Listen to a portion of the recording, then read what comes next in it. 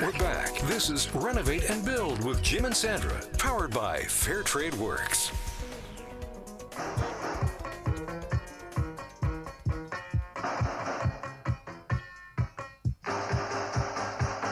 The best things in life are free, but you can give them to the birds and bees. I want money. You're listening to Renovate and Build, powered by Fair Trade Works. I'm Jim Perkins. And I'm Sandra Lummis. You're not enjoying that music, I suppose. How are you doing over there this morning, I don't Jim? think I was born when that song came out. Oh, he's going to age me now this morning. How are you doing? I know you're usually on the road right now dealing with clients that you don't get to see through the week, but here I have you stuck in the studio. I'm doing fantastic. I was just saying, Dwayne, our producer over here, has confiscated my cell phone, so it's great. Nobody can get a hold of me, and nobody knows where I am. So it's, you just mentioned it on the radio. I think they'll know how to find you now. But no, yeah, normally these days I'm normally obviously locked in my office working away on business, but I really enjoy Saturday mornings because it gives me the chance just to get out there and connect with construction and my consumers and check on progress and just be out and about and poke around the sites. And I'm a working class guy, so I really enjoy just getting back out there and getting dirty again on the weekends, and that's where you'll find me on a Saturday morning. Well, I know when AM 650 first approached you about doing Renovate and Build and committing an hour each week, you were really concerned and thinking, I don't know if I have time for this. Saturdays are reserved for my clients, but yet you were excited about sharing and educating consumers about construction. So what actually made you switch over? I haven't asked you this, and commit to this show. And I know that you're against some of the home design shows out there and renovation shows that have unlimited budgets and, so to speak, use smoke and mirrors to disillusion homeowners on the reality of construction. Sure. Again, I'm a working class guy, and heritage, construction is in my heritage. So what got me into this and decided we were going to do it is just simply so we could have a real voice for construction and what it's really like and how much of an absolute nightmare it can be for the consumer. So I don't want to do this big flowers and butterflies kind of show about construction and multi-million-dollar deals and flipping homes and all this nonsense, because that's simply not the case. It's a tough business to be in, and it's a tough environment for consumers to navigate to, because a lot of consumers have a dream and an idea of what they want, but they don't know how to get there. And if you don't get the right people involved, it can go so sideways and can be such a disaster.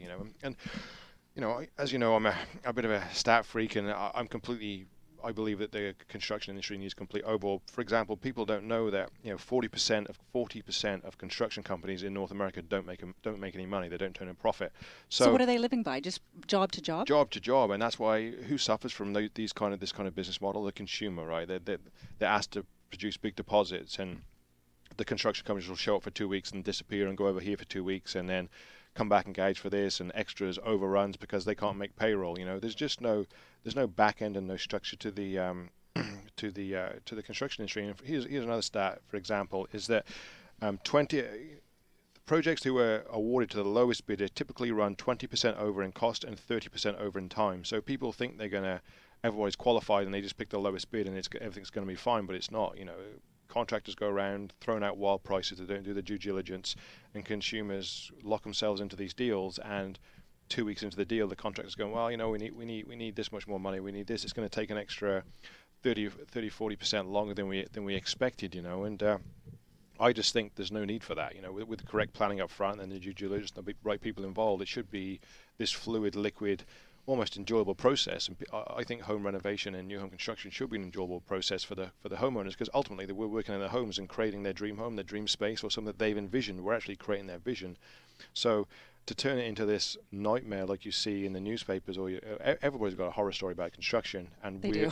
Right? That we really want to abolish all that nonsense and create a new environment that's just basically sheds light on the construction and rejuvenates the construction industry. So if I'm a homeowner right now, how can I contact you about this? You can call us directly to our office at 604-264-7366, or you can email it as contactus@fairtradeworks.biz, or of course go to our website where all our information is there at fairtradeworks.biz. And also, before I forget, if you're interested in working for Fair Trade Works, this absolutely unbelievable, phenomenal, mind-blowing, that's my company, yeah, Fair Trade Works, this great company.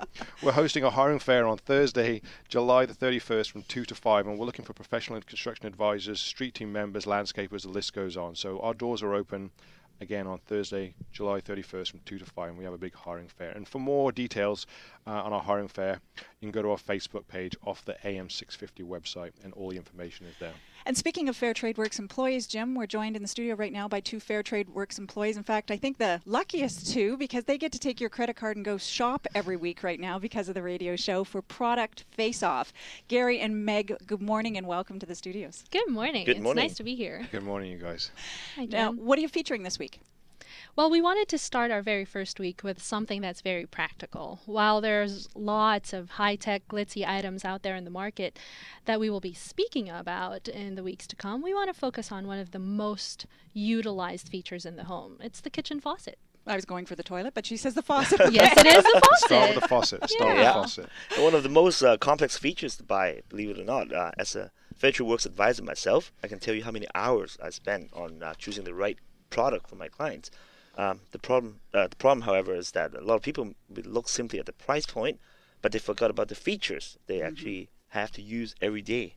That's right. You also have to consider that it has to fit in your current space. Recently, our bookkeeper at the office, she bought an incredible faucet, right? And she did it at a silent auction, only to take it home and find out it didn't fit in her space. So there's really lots to consider when you buy one. I know it's not just the looks, right? That's No, what we always not think. at It's all. not just the looks. I mean, Gary knows this from Yeah. dealing with homeowners, but So we wanted to do today is just to focus on the latest features on the favorite features faucets. And when you're buying the faucet here, there are really 6 things you have to consider.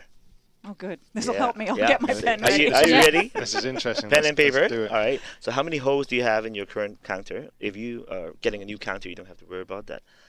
What kind of handles do you want? Traditional, taps, or the 1 lever type?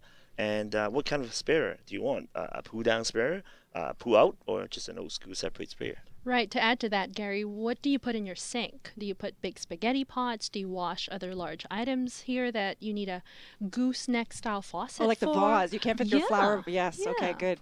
And then to continue, you also have to consider whether you want a filter or what kind of style do you want. So many choices. All right, and Gary, so which faucet did you decide to feature on today? Okay, we thought it would be good to talk about the touchless or the touch faucets on the market, Jim.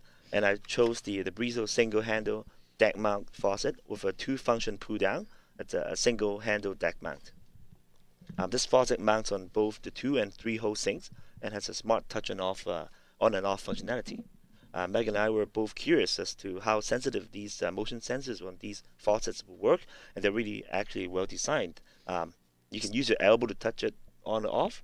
Okay, so you don't have to like hit a certain button on it? No, you can just wave at it. Okay. Yeah, Very yeah, cool. Yeah, and it's just a light touch will work, and the battery side inside to operate it will last about 6 to 7 months. Cool. Meg, what faucet did you choose? Sandra, I'm a big cook and I wanted to try out the Motion Sense faucets on the market. And a great one I tried out was the Moen 7594E series. That's a single hand high arc pull down kitchen faucet. It's a versatile hands-free faucet that allows me to have dirty hands and not mess up my taps or cross-contaminate, which is huge. Yeah. Right. Chicken fingers. This faucet allows you to wave your hand over the sensor, right, and simply swipe back and forth and it turns on and off. I was actually worried about whether the faucets would be too sensitive and turn on randomly, but you just have to go over the sensor to make sure it works well. I was worried of the opposite too. You know, when you're in public bathrooms and you keep waving it, and I watch people impatiently waving it back and forth, and some people can't seem to get them to work. No, they really have to find where the sensor is before it turns on. Okay, you but have this to one's- wave in front of the sensor to make it turn on. I see. But this Moen's pretty good for that. Just It is. Okay. It is. Good. And the reviews on one website particularly hammer it, but once again, it's not for everybody. Some people don't go directly over the sensors and they expect the faucet to work. For instance, I don't recommend this for your elderly grandma. She might find it frustrating. Right. So this faucet is powered by 6 AA batteries, and you also have the option to put in an AC power adapter. What I like about this faucet is that it has a 68-inch, and that's long, heavy-duty hose. So great for cleaning big items or filling up your bucket or a big vase, like you mentioned earlier. Yes, Very cool. I too should point out that if you aren't used to touch products, I wouldn't pay the extra money to be frustrated. Yeah. Mind you that there are handles on the sides, and you can still use them in a traditional way. I like mine better though, Mac. As Brizo has done a great job in making this faucet looks great and modern. And yes, my Moen is definitely more traditional, but that too can be a benefit if that's what you're going for in your home. Right. And Gary, where can I buy your choice faucet, and how much does it cost? My faucet starts at around 700 for the Chrome model, and it's my faucet. Is it now? Yeah, it's mine now. Forget about the Brizo. Ask for Gary's faucet. Yeah, exactly. Meg and I both researched our products at Kitchen and Bath Classics at 2198 Yukon Street. Okay. And my faucet was cheaper, believe it or not, Jim, at $523 for the Chrome model. Mine, yes. Meg's got the bargain there, of course. Yep. Well, thank you guys. If you want to know more about purchasing the correct kitchen faucet, you can visit our Facebook page and see Gary and Meg's entire extended product information. I know you guys laid it all out, your pros and cons there, and of course, how much they are. And while you're there, you can vote for which faucet you prefer, and you never know when we might be giving our Facebook contributors prizes for your feedback. You're a good prize giver. I know. If people know much about Fair Trade Works, you know, we've given some incredible prizes away in the last 2 years, including, can we name a few? All-inclusive trip to Hawaii. You paid for them, why not? Full renovation. Full reno. Free full renovation, all sorts of cool stuff, so stay tuned for that. You're setting the bar high there, Jim. Okay, Meg and Gary, thank you so much. You're welcome. Enjoy your weekend, and You too. give me my credit card back. And don't leave We will right when now. we go. I want to pass a stat across that is going to alarm you guys. Did you know that over the past year, more than 70 homes have been demolished every month in the city of Vancouver? That is huge. Isn't that incredible? Crazy. 70 a month. That's and lots. that of those homes, 40% are actually ones that are 1940 and older. So incredible. Coming up after the break, we'll be speaking to Vancouver's resident cultural and heritage resource expert about the hot topic of heritage homes and what's being done to slow down their demolition in our city. There's still lots more ahead. This is Renovate and Build, powered by Fair Trade Works with Jim and Sandra.